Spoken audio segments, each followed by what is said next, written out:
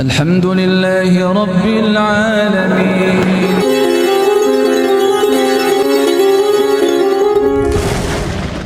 Di sisi lain Rasulullah SAW memberikan motivasi untuk bersemangat, ikhris, bersemangatlah kalian ya, alama yanfa'u, terhadap sesuatu yang berguna, bermanfaat bagi kalian, bermanfaat bagi dunia kalian, lebih-lebih bermanfaat bagi akhirat kalian.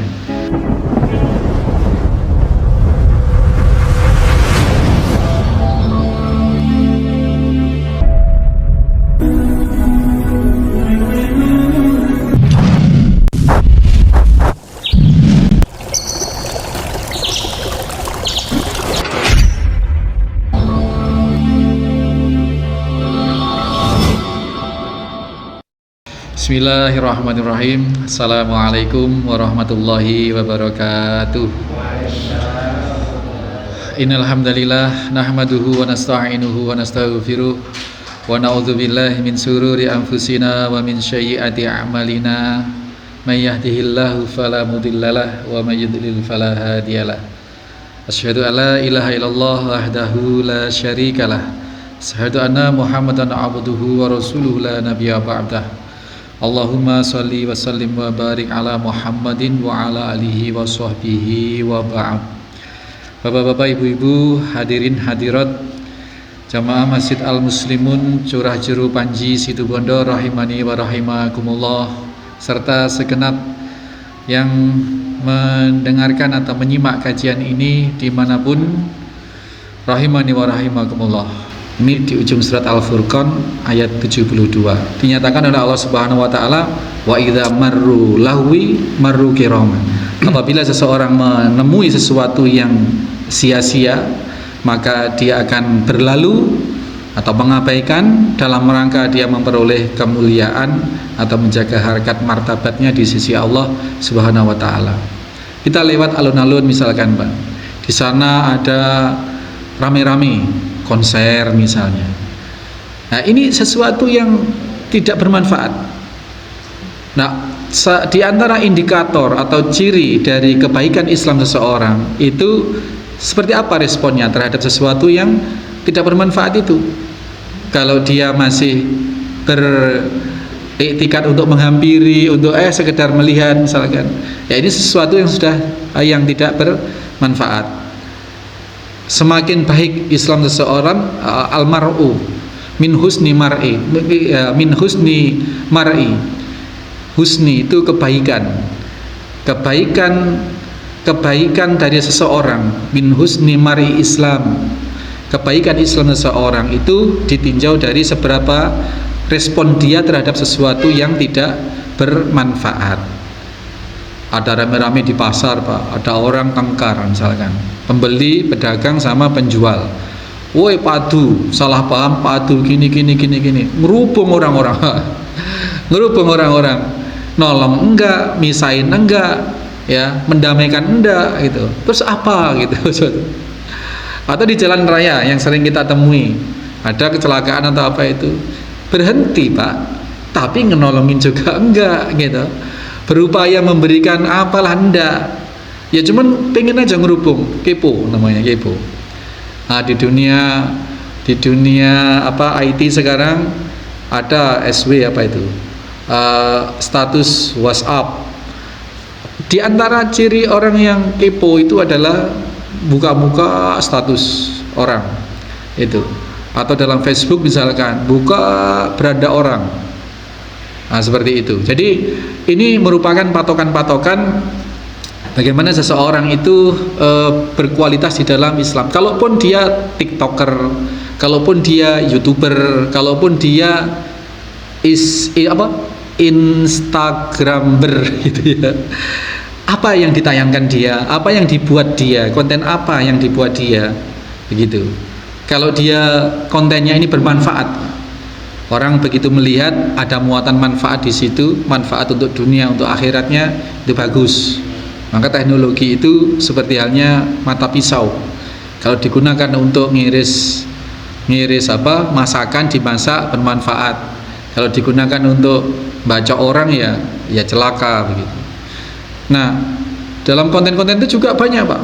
Kalau kita lihat di video shot atau apa begitu, orang nari-nari, ngegol-ngegol di depan kamera setengah menit gitu.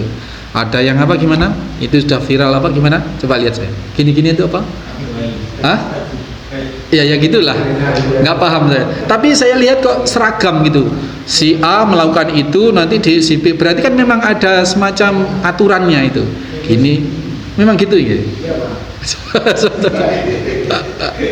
Seperti itu Pak. Ya cobalah hal-hal semacam itu. Berarti bermedia sosial itu apa tujuannya? Mungkin pengen terkenal.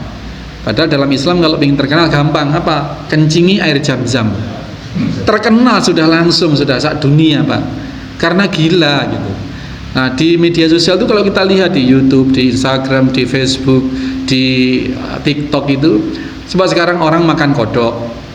Orang makan kodok Pak, kodok hidup dicapit sama capit itu, terus dikasih kecap, dibumbuin apa gitu, hidup-hidup Pak. Ya Allah. Yang makan orang wanita cantik kayaknya dari Cina kayaknya itu. Nah, hal semacam itu. Coba kita bayangkan aja sudah jijik itu. Tapi itu kan sensasi, penontonnya dilihat tuh banyak sampai jutaan. Nah itu kalau mau terkenal gampang sebenarnya. Kalau mau terkenal yaitu bikin yang nyeleneh, yang aneh, yang melanggar sesuatu begitu.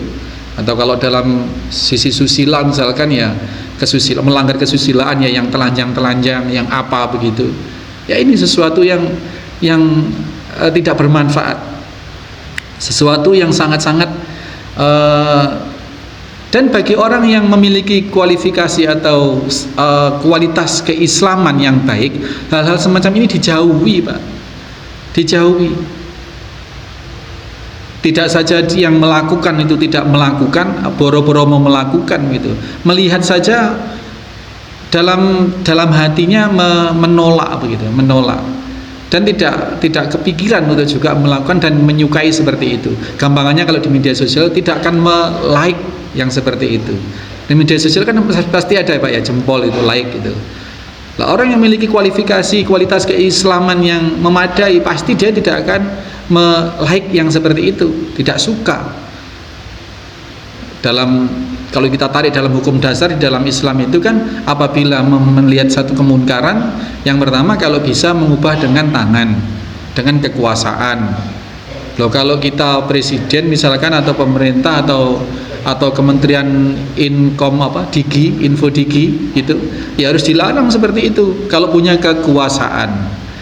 Tangan, kalau tidak ya pakai lesan, pakai statement atau nasihat.